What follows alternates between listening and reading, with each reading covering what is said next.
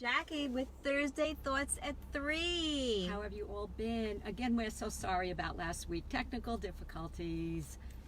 Yes, we're going to tag. Oh, you're tagged already. I'm tagged. All right. So today, based on Susan's vacation last week, or me-cation as she liked to call it, made me do a lot of thinking. And that's what we're kind of thinking about we want to discuss with you today. And it's the balancing act. It could be for men or women, but as women, we're talking women now. So I think back to when I was younger. I had 2 children. I was a working mom. I was a stepmom 3 months a year, literally from Memorial Day to Labor Day. I had 4 children and a business, and I was an employee, and I had to take them to camp, to school, to do laundry. I had somebody to help me clean once a week. That was my story, because I didn't have enough time in the day to do anything else. To take the kids everywhere, to get to work, to get home, to do the schedules. As I'm talking about it, I'm out of breath thinking about it. And I don't know how I did it. And now I look at my daughters who are working mothers, who are balancing schedules and have husbands and themselves that don't have traditional Monday to Friday schedules and don't have help. So I pitch in now. So I'm a mother, I'm a grandmother, I have my own business. I just want to keep growing, and I want to be able to help everybody, but at what expense? And how do you stay healthy and keep yourself sound and sane while going through this? It is such a balancing act. Right. Susan, what's it like for you? Well, first, I just want to tell you, take a breath, because this is what life is about. It takes your breath away, actually. I am one of those people who I emote, if you haven't noticed. Right. So I feel it as I'm speaking. Right, and I just feel even the last few months, first of all, I just want to say I'm so grateful. I have an amazing husband, wonderful children, a fabulous community. You, my delicious friend, and the other ladies are my tribe, yes. And the network people I meet up, and referral partners, and my fabulous, amazing clients. I am so blessed, but I found I've been stuck in this whirlwind the past few months between, community and friends and spouse and children and grandchild, and there's so much obligations. I think I was so drained that last week I decided I need a me-cation, which I really do have to quote my friend Michelle Sobel, who actually from Eat Live Be, who gave me that line. Hey Deborah, hi Maria. Hi ladies. So I needed a me-cation, so I just picked up and went away last week to Canyon Ranch to breathe, because we tend to forget when our breath is taken away. We tend to forget to breathe. So when we couldn't do that technical issue last week, I think it was also probably a sign saying, like, hello, you're free, it's about you now. It's not about about me. It's like, hello. But that's okay. But it's okay. It is okay. So the point is, how does one do that and stay healthy? Because we always go back to the self-love, the self-care. If we're not healthy, how do we do it for others? So without seeming boring, like you did a me-cation, that was great. I know for me, I make sure to get up every day and I chill with a cup of coffee, because that's what I need. I don't want to talk to anybody. But then my first thing is getting to the gym. Then at least I know I've done it. I know. Do you know when is your better time of day to do what is best for you? Absolutely. Right, like for me, it's the morning. By the night, I could never work out.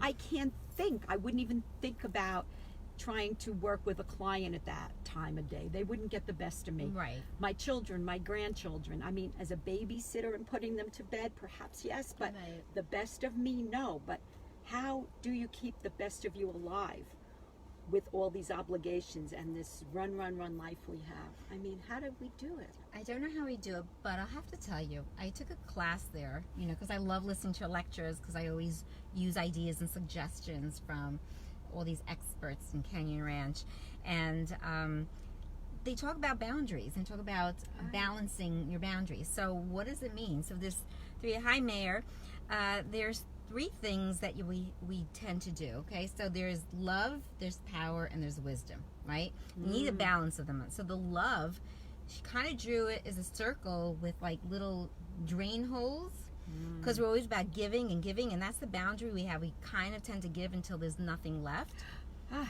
And then there's the power, which the person has such strong boundaries that it's hard to penetrate, and you don't let love in, or you don't allow vulnerability out. So if you're so power, it's not about giving, it's more about like what you need for yourself. So the wisdom comes in is the balance between the two. Know how much love to give and how much of a strong boundary you need to give to yourself.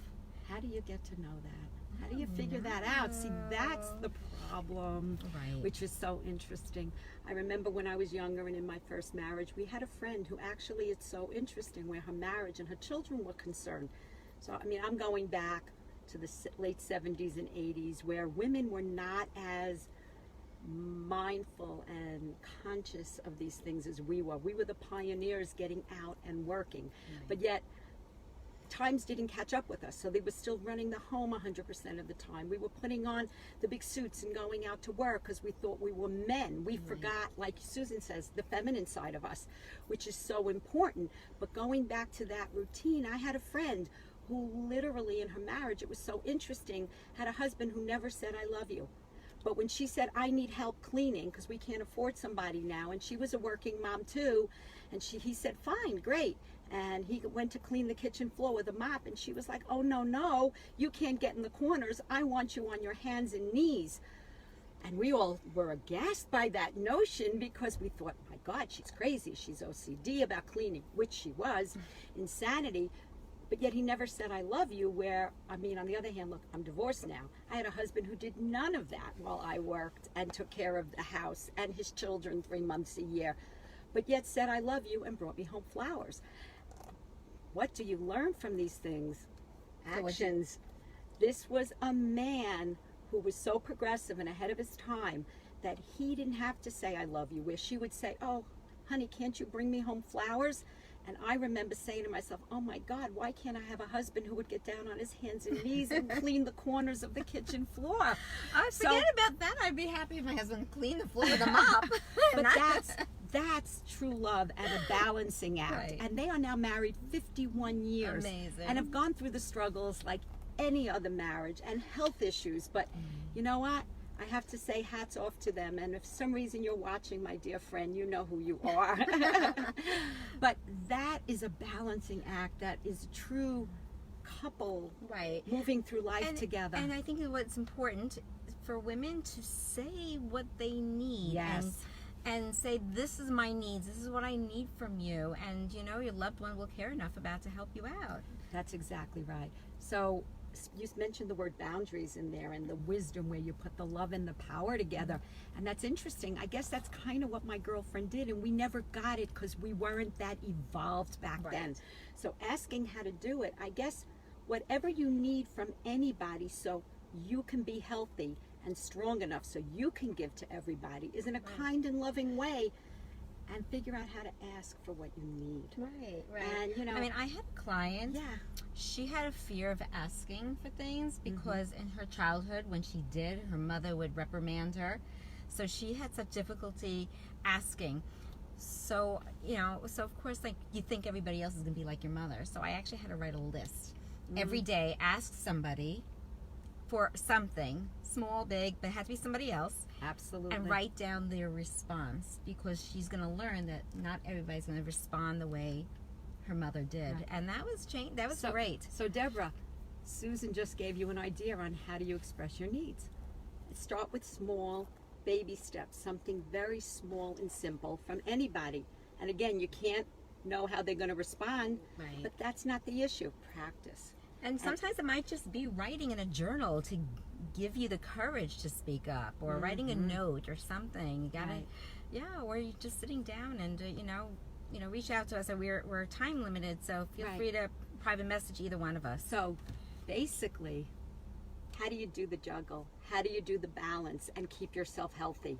And I guess first step would be asking and learning how to ask in small doses, but must keep yourself healthy first, or you will never be good for anyone. You will be like that colander that you with all the holes, and you just drain right through. I think that boundaries is like what our skin does. It protects us, and it has pores, which lets in, like, the vitamin D, and yet it it releases toxins. That's the pores. So that's like a mix of the Right. colander and the border. The skin is a great analogy. Yeah. It is bigger and protects us, but has enough to put things out. Exactly. So, guys, I'm Jacqui Atcheson, certified divorce coach, and if you have any questions, since we don't have a web page or our own email address together as a team at this point, you can always reach me at www.betterpathtodivorce.com. And this is Susan Greif, visibility strategist.